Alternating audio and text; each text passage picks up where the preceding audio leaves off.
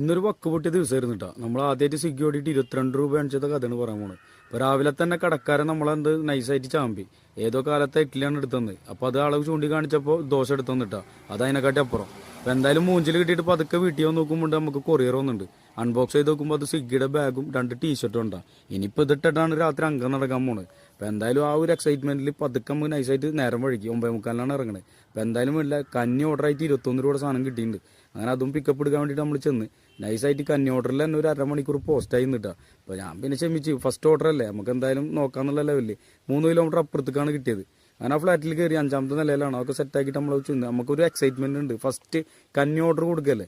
അങ്ങനെ എന്തായാലും അതൊക്കെ അവിടെ കൊടുത്ത് നമുക്ക് 22 രൂപ ഏൺ ചെയ്തിട്ടാണ്. സമയം ഒരു 10:15 അയക്കണം. ഞാൻ അതുമ്പോൾ കൂടുതൽ നിൽക്കാന്നില്ല കേട്ടോ. കാരണം വെച്ചാൽ നമ്മൾ അവിടുത്തെ ഒരു ഏരിയയുടെ സെറ്റപ്പ് ഒക്കെ നോക്കിയിട്ട് വലിയ തിരക്കും വേളൊന്നും കാണാനല്ല. അപ്പോൾ നിൽക്കുന്നത് വെറുതെ എന്നുള്ള മൈൻഡ്, കാരണം നല്ല തണവും. അപ്പോൾ പിന്നെ അതിന് വേണ്ടി കൂടുതൽ ഇതാക്കാൻ നിന്നില്ല. അങ്ങനെ പരിപാടി അവസാനിച്ച് പതുക്കണ്ട് ഇറങ്ങി അടുത്തിൽ കാണാം.